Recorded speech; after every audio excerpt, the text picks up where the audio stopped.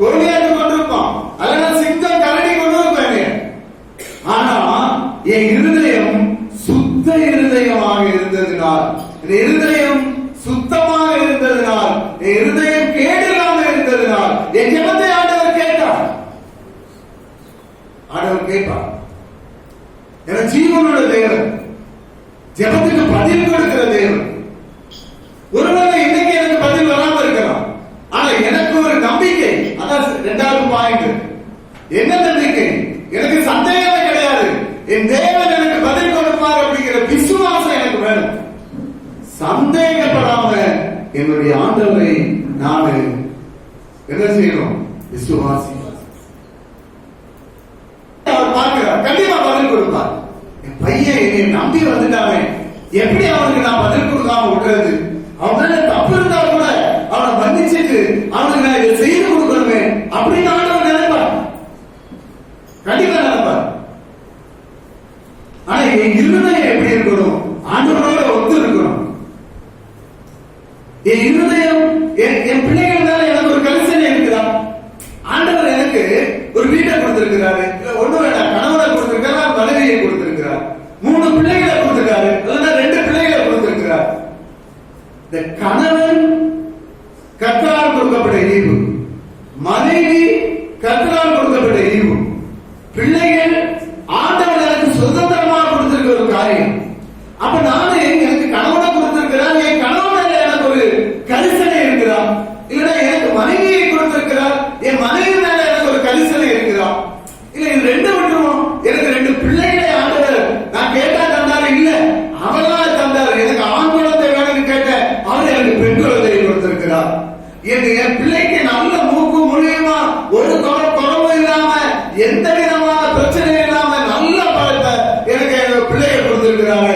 அப்படின்னு ஒரு சந்தோஷத்துல இந்த பிள்ளைய நானு, இந்த பிள்ளையை எப்படி வளர்க்கணும், அது மேல எனக்கு ஒரு கரிசனை இருக்கிறதா?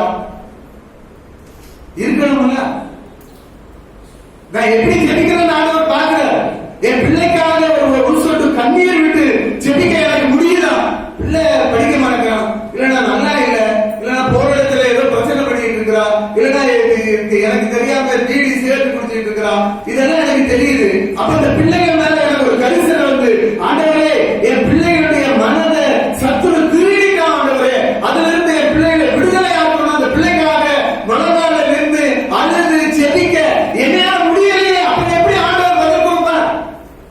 அந்த இந்த சூழ்நிலையில வாழ்ந்து கொண்டு இருக்கிற நாம் எவ்வளவு விழிப்புணர்வோடு, எவ்வளவு கரிசனையோடு நமக்கு கொடுக்கப்பட்டிருக்கிறதுக்காகவாவது நம்ம ஜெபிக்கிறோமா வேண்டாமா? மற்றவங்களுக்கு விட்டு அடுத்த செகண்ட் இதுல பார்ப்போம். ஃபர்ஸ்ட் நமக்காக நம்ம கரிசனையா இருக்கணும்ல. என் ஜபத்தை ஆண்டவர் கேட்க மாட்டேங்கிறாரு, எனக்கு ஒண்ணு நடக்க மாட்டேங்குது. ஏன் நடக்கல? நான் சரியில்லைங்க. நான் சரியா இருந்தா என் குடும்பம் சரியாயிடும், என்னுடைய ஜபம் கேட்கப்படும். எங்கேயோ இடிக்குது, ஆண்டவர் ஆசீர்வதிக்கணும் வர்றாரு, ஆனா ஏதோ தடுக்குது ஆண்டவர் ஆசீர்வதிக்க விடாம. பிசாசு நம்மளையே பயன்படுத்தி நம்முடைய கம்ப்ளீட் நம்முடைய ஆசீர்வாதத்தை நாம் கெடுத்துருவோம். அதுக்கு இடம் கொடுக்கணும். அதுக்குதான் ஆண்டவர் ஒரு வழியை வைத்திருக்கிறார், ஜெபத்தை வச்சிருக்கிறார். சீசர்ட்டே சொல்றாரு, ரொம்ப அவருக்கு வேண்டிய சீசர்கள் 3 பேர் கூட போயிருக்காங்க. யோவான், பேதுரு, யாக்கோபு. அவர் ஜெபம் பண்றாரு, இவனை ஜெபம் பண்ணி சொல்லிட்டு போனா தூக்கிட்டு இருக்கிறான். வந்து பார்த்தா சூழ்நிலை ரொம்ப மோசமா இருக்குது, ஆண்டவரை பிடிச்சிட்டு போறாங்க, ஆபத்தான சூழ்நிலை. ஆனா இவன் தூக்கிட்டு இருக்கான். வந்து சொல்றாரு, சோதனைக்கு தப்பித்துக் கொள்ளும்படியாக விழித்திருந்து ஜெபம் பண்ணுங்க. இயேசுவே சொல்றாரு, நீ சோதனைக்கு தப்பிக்கணுமா, இந்த பிரச்சனையிலிருந்து நீ விடுதலை ஆகணுமா, இந்த பலவீனத்திலிருந்து வெளியே வரணுமா, நீ தப்பித்துக் கொள்ளும்படி விழித்திருந்து கொஞ்ச நேரம் தூக்கத்தை மாத்தி வை, கொஞ்ச நேரம் சாப்பாடை மாத்தி வை, கொஞ்ச நேரம் உன்னுடைய ஆசா வாசங்களை எல்லாம் மாத்தி வச்சுட்டு உட்கார்ந்து ஜெபம் பண்ண அப்படிங்கிறார் ஆண்டவர். விழித்திருந்து ஜெபம் பண்ணுங்கள். அப்புறம் தூக்காம உட்கார்ந்து ஜெபம் பண்ணியா அப்படிங்கிறார். யார்கிட்ட? சீசர்ட்ட சொல்றாரு, ரட்சிக்கப்படாதவர்கிட்ட சொல்லல. எனக்கு சித்தம் உண்டு, நீ சுத்தமாக, நீ சுகமா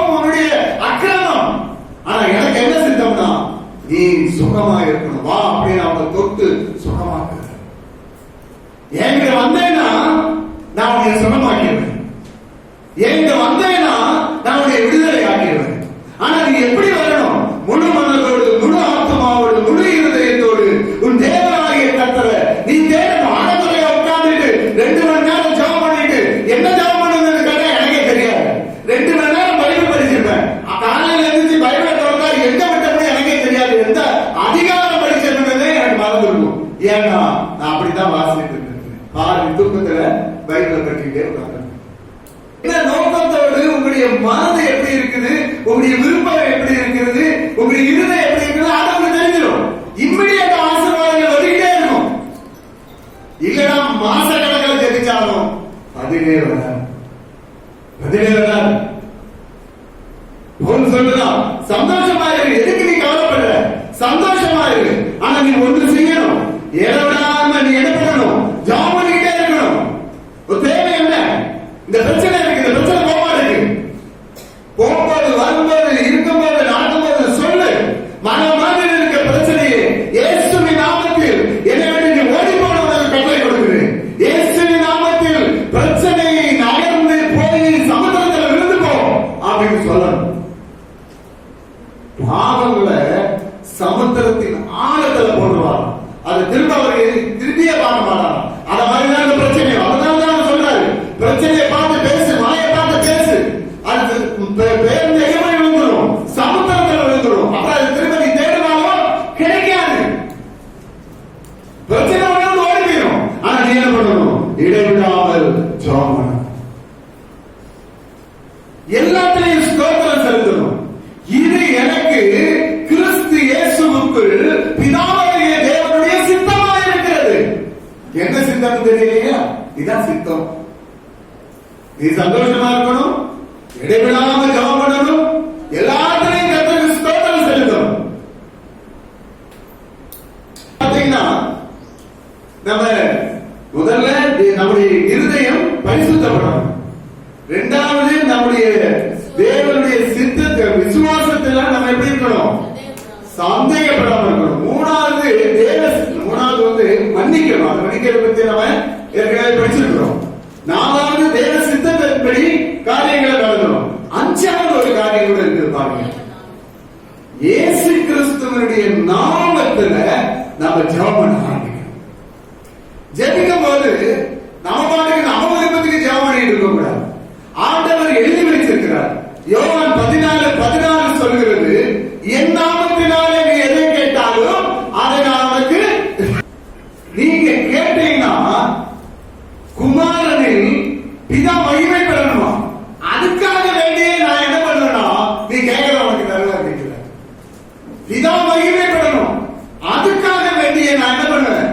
நீ எதை கேட்டாலும் உனக்கு தருவேன் கேட்கிற. எப்படி கேட்கணுமா? அவருடைய நாமத்துல கேட்கணும். என் நாமத்திலிருந்து, என் நாமத்தினால நீ எதை கேட்டாலும் பிதா என்ன பண்ணுவாரா? என் பிதா அதை உனக்கு தருவேன் சொல்வார். இன்னொரு என்ன சொல்றாருன்னா, நீங்கள் என்னிலும் என் வார்த்தைகள் உங்களிலும் நிலைத்திருந்தால் நீங்கள் கேட்டுக்கொள்வது எதுவாக உங்களுக்கு கொடுக்கப்படும். என் வார்த்தைகள் உங்களிலும். இயேசு வார்த்தையாக இருக்கிறார். வார்த்தை மாம்சமாக வெளிப்பட்டது. இந்த வார்த்தை எனக்குள்ள இருந்துச்சுன்னா இயேசு எனக்குள்ள இருக்கிறார். அப்ப நான் அந்த வார்த்தையின்படி ஜெபம் பண்ணணும்னா இயேசுவின் நாமத்தில் ஜெபிக்கிறேன். அப்ப இந்த காரியம் எப்படி நடக்கும்? கண்டிப்பா நடக்கும். தடைகள் நிறைய இருக்கும். வேலை கிடைக்கலன்னா வேலை கிடைக்கல. ஏன் கிடைக்கல வேலை? ஆண்டவரே, ஏன் என்னுடைய வேலைக்கு தடையா இருக்கிற சத்துருக்களுடைய கிரியைகளை இயேசுவின் நாமத்தில் கட்டுகிறேன். நான் சொல்லணும், இயேசுவின் நாமத்தில் கட்டுனேனா பரலோகத்தில் அது கட்டப்படும். ஆனா அதுக்கு முன்னாடி இருதயம் சரியா இருக்கணும், என்னுடைய விசுவாசம் சரியா இருக்கணும், என்னுடைய மன்னிக்கிற விஷயத்துல நான் சரியா இருக்கணும், தேவனுடைய வார்த்தையின்படி நான் ஜெபிக்க ஆரம்பிக்கணும். அல்லேலூயா. மகா 3வது அதிகாரத்துக்கு பாருங்க. அப்போஸ்தலர் 3வது அதிகாரம் ஆரம்பிக்க பாருங்க. ஜெப வேளையாகிய 9ஆம் மணி நேரத்தில் பேதுருவும் யோவானும் தேவாலயத்துக்கு போனார்கள். இதுல ஒரு விஷயத்தை பாருங்களேன். எப்படி ஆவியானவர் எப்படி எழுதி வச்சிருக்காரு பாருங்க. ஜெப வேளையாகிய 9ஆம் மணி நேரம். அப்பதான் தேவாலயத்துல ஒரு ஜெப நேரத்தை அவங்க பிக்ஸ் பண்ணிருக்காங்க. அந்த நேரம் வந்த உடனே எல்லாரும் எங்க வந்துடுறாங்க? தேவாலயத்துக்கு வந்துடுறாங்க. அப்ப ஜெபிக்கிறதுக்கு ஆதி அப்போஸ்தலர் காலத்திலேயே தேவாலயத்து மேலையும் ஜெபத்து மேலையும் ஆவியானவருடைய ஆளுகையிலையும் அவ்வளவு விசுவாசிகளாக, அசைக்க முடியாத விசுவாசிகளாக இருந்திருக்கிறாங்க. அந்த ஜெப வேளையில இவங்க 2 பேரும் வராங்க. எங்க வராங்கன்னா தேவாலயத்துக்கு வராங்க. தேவாலயத்துல அலங்கார வாசல் ஒரு வாசல். அந்த வாசல் அண்டையில ஒரு பிறவி சப்பானி தாயின் வயிற்றில பிறந்தது போலவே அவங்க நடக்க முடியாது. இவனை கொஞ்சம் ஆளுகள் தூக்கிட்டு வருவாங்க. அங்க அலங்கார வாசல் உட்கார வைப்பாங்க. போற வர்றவங்க எல்லாத்தையும் பிச்சை கேட்பான். அவங்க பணம் கொடுப்பாங்க, அதை எடுத்துட்டு போவாங்க. இதுக்கு பின்னாடி பாத்தீங்கன்னா பிசாசு தந்திரமா மனுஷனை அவனுடைய செயலை இழக்கப்பட்டு அவன் மூலமா அநேக ஆட்களை வச்சு இவனை மிஸ்யூட்டிலைஸ் பண்ணி இவன் மூலமா வருமானம் உண்டு பண்ணி அதை வச்சு அநேக இடம்னாங்க அழகிட்டு இருக்கிறாங்க. எப்படி பிசாசு ஒரு மனிதனை இல்லாம ஆக்குறாங்க பாருங்க. தேவாலயத்தில் தூக்கிட்டு வருமா, இவரை உட்கார வைப்பாங்க, பைசா எல்லாம் கிடைக்கும். அவன் திரும்பி ஈவினிங் வருவாங்க, பணத்தை எல்லாம் எடுத்துட்டு இவனை தூக்கிட்டு போயிருவாங்க. இவன் யாருன்னா பணம் சம்பாதிப்பதற்காக உபயோகப்படுகிற ஒரு மெஷின் மாதிரி வச்சிருக்கு. ஆனா ஆண்டவருக்கு நல்லா தெரியும், அவன் மேல யாரும் கேட்காமலே ஆண்டவருக்கு அவன் மேல ஒரு இறக்கம் வந்திருக்கு. இந்த அப்போஸ்தலர் 2 பேரும் வந்த உடனே அவங்கள பார்த்து இவன் பிச்சை கேட்கிறான். அப்போஸ்தலர்கள் இவங்க 2 பேரும் யோவானும் பேதுருவையும் உற்று பார்த்துட்டு பேதுரு சொல்றான், இவனை நோக்கி பார்க்கப்படுகிறான். இவன் என்ன நினைச்சு பார்த்திருப்பான், ஏதாவது கிடைக்கும் அப்படின்னு சொல்லி பார்த்திருக்கிறான். அவன் என்ன சொல்றான்னா, பேதுரு எங்க சொல்லுங்க, வெள்ளியின் பொண்ணு என்கிட்ட கிடையாது, ஆனா என்கிட்ட இருக்கிறவன அவனுக்கு தாரேன். நசரேயனாகிய இயேசு கிறிஸ்துவின் நாமத்தில் எழுந்து நட அப்படின்னு சொல்லி அவனை தூக்கி விடுறான். இயேசுவின் நாமத்தில் அவன் ஜெபம் பண்ணுவான். இயேசுவின் நாமம் பிறவியா நடக்க முடியாம இருந்தவங்க, பலன் அவனை வச்சு உபயோகப்படுத்திட்டு இருந்தவங்க, ஆண்டவர் அவனை நடக்க வச்சு தூக்கி விட்டார். கேட்கலாம் பாருங்க, உனக்கு பொண்ணும் வெள்ளியும் ஏன் இல்ல, ஒருவேளை நான் பொண்ணும் வெள்ளியும் தந்தா கூட நீ சப்பானியா தான் இருப்ப. பணம் உனக்கு விடுதலையை தராது. ஒரு காலத்தில் இந்த பணம் உனக்கு பிரோஜனமே இல்லாம போயிடும். பெரிய பெரிய பணக்காரங்க சாப்பிடவே முடியாம கூட முடிய முடியல. பேதுரு சொல்றான், இந்த பணமும் வெளியே நான் உனக்கு தந்தா அது உனக்கு ஒரு பிரயோஜனமும் கிடையாது. அது யாரு உடைய உபயோகப்படுத்துறானோ அவன் தான் நல்லா இருப்பான், உனக்கு ஒண்ணு பண்ண முடியும். நான் என்கிட்ட இருக்க ஒரு நாமம், கிறிஸ்து என்ற நாமம் என்கிட்ட இருக்குது. இந்த நாமத்தை பயன்படுத்தணும்னா நீ இருக்கிற இடத்துல இருந்து இருக்க வேண்டிய இடத்துக்கு நீ போயிருவ. இயேசுவின் நாமத்தில் எழுந்து நட அப்படின்னு தூக்குறானோ அவன் கை கால் எல்லாம் கவடு முரடெல்லாம் நேரம் ஆயிடுச்சான். ஓடுனானோ, நடந்தானோ, சாடுனானோ, புதிந்தானோ, வேற எங்க உள்ள தேவாலயத்துக்குள்ள வந்தானோ, எவ்வளவு சந்தோஷம் வந்திருக்கும் பாருங்க. அதனால வேதம் சொல்லுகிறது, ரட்சிக்கப்படாத ஒருத்தன் ரட்சிக்கப்பட்டுட்டானோ அந்த நிமித்தம் பரலோக ராஜ்யத்தில் பெரிய சந்தோஷம் உண்டாயிருக்குமா. அல்லேலூயா. எதிர்த்து நடந்தான் எல்லாம் அதிசயப்படுறாங்க. இவன் எத்தனையோ வருஷமா இந்த வாசல்ல பிச்சை கேட்டுட்டு இருக்காங்க, இவன் எப்படி நடந்தான்? பேதுரு சொல்றான், மாயவித்தையெல்லாம் கிடையாதுங்க. நீங்க யாரை கொலை செய்தீங்களோ, ஜீவாதிபதியை கொலை செய்தீர்கள். அவர் உயிரோட எழுப்புவதற்கு நாங்கள் சாட்சிகளாக இருக்கிறோம். அந்த நசரேயனாகிய இயேசு கிறிஸ்துவின் நாமத்தினாலே அல்லாமல் வேற ஒன்றுனாலையும் இவன் பிழைக்கல. எங்க வித்தையெல்லாம் கிடையாது. இயேசுவின் நாமம் இவனை பணமாக்கிச்சு. நீங்க இந்த இயேசு கிறிஸ்துவின் நாமத்தை எடுத்து ஜாமன் ஆரம்பிச்சிட்டீங்கன்னா காரியம் மாறுதலாய் அமைக்கும். யாரும் என் பக்கத்தில் எடுத்திருக்க முடியாது. நாமும் எல்லாரையும் மாற்றும். பிரசங்கம் எங்க பண்ண முடியாத இருந்துச்சோ அந்த இடத்துல பிரசங்கம் பண்ணா, எங்க இயேசுவை மறுதளிச்சானோ நீங்க ஜீவாதிபதியை கொலை செய்தீர்கள் அப்படின்னா தைரியமா பேசுறான். ஆவியானவர் அவங்க கூட வந்துட்டாரு. இப்ப எல்லாரும் மறுரூபம் ஆயிட்டான். இப்ப பார்த்தா சீசர்கள் எல்லாம் அப்போஸ்தலர் ஆயிட்டாங்க. அவங்க எல்லாம் பெரிய பெரிய ஆட்கள் மாதிரி தெரியுது. பேசுறதெல்லாம் வேற மாதிரி பேசுறாங்க.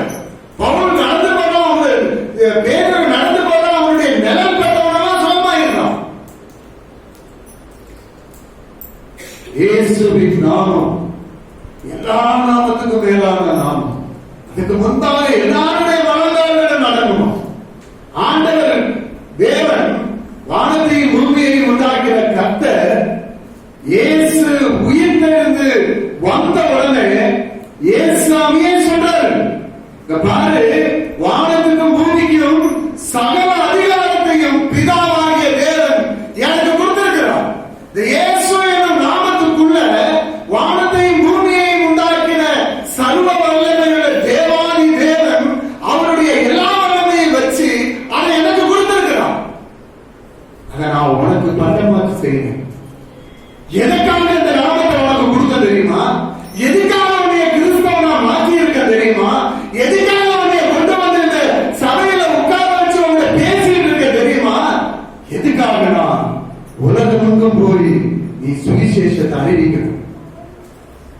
உன்னைய பார்த்து இந்த உலகம் வெளிச்சத்தை பெற்றுக்கொள்ள வேண்டும். நீ உலகத்துக்கு வெளிச்சமாக உன்னை நான் ஏற்படுத்தி இருக்கிறேன்.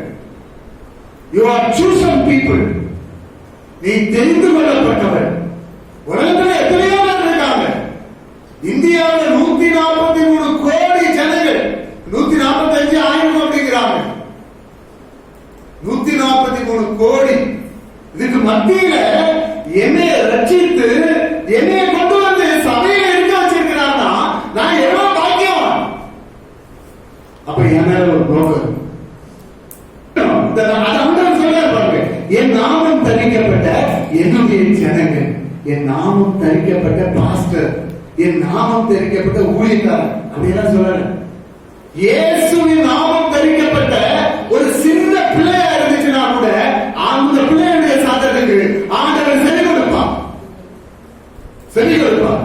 சங்கீதக்காரன் ரொம்ப நீட்டா சொல்லலாம், ஜெபத்தை கேட்கிற தேவன் அப்படிங்கிறான். என்னை கேளும், நான் என்ன தருவேன்? ஜாதிகளை சுதந்திரமாக தருவேன். என்னை கேளும். என்ன சொல்றாரு? பூமியில் உள்ள ராஜ்யங்களை எல்லாம், ராஜ்யங்களின் எல்லைகளை சொந்தமா தருவாரா. எவ்வளவு பெரிய தேவன்! ஜாதிகளை தருவாரா, பூமியை தருவாரா, எல்லைகளை எல்லாம் உனக்கு சொந்தமா வச்சுக்கோன்னு சொல்லுவாரா.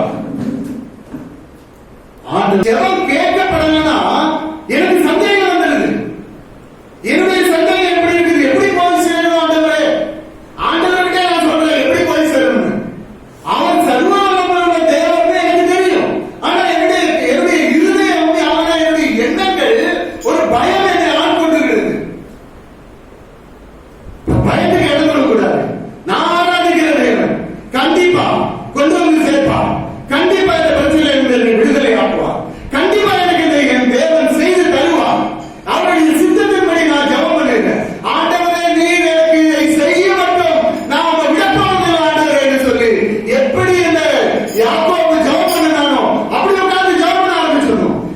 உங்களுக்கு தெரியாது உங்க மூலமா என்ன நடக்க போகுதுன்னு. உங்களுக்கு தெரியாது. உங்க மேல ஆண்டவர் ஒரு பெரிய ஒரு தீர்மானத்தை வைத்திருப்பார், ஒரு தரிசனத்தை உங்களை பயன்படுத்தி தேசத்தை மாற்றுவார். சொல்றாரு, என் நாமம் தரிக்கப்பட்ட என்னுடைய ஜனங்கள் ஜெபம் பண்ணா நான் அதை கேட்டு பரலோகத்தில் இருக்கிற நானு பரலோகத்தை திறப்பேன். திறந்து உன்னை ஆசீர்வதிக்க மட்டும் அல்ல, ஒரு குடும்பத்தை ஆசீர்வதிப்பேன், ஒரு சபையை ஆசீர்வதிப்பேன், உன்னுடைய தேசம் ஆசீர்வதிக்கப்படும். அல்லேலூயா. தேசம் என் மூலமா ஆசீர்வதிக்கப்படணும். என் மூலமா யாராவது ஒருத்தர் ரட்சிக்கப்படணும். யாராவது ஒருத்தர் கிறிஸ்துவை அறிந்து கொள்ளணும். என்னை பார்த்து அவன் படிக்கணும், என் குடும்பத்தை பார்த்து அவன் படிக்கணும். சாக்ரிஃபைஸ் பண்ணணும்.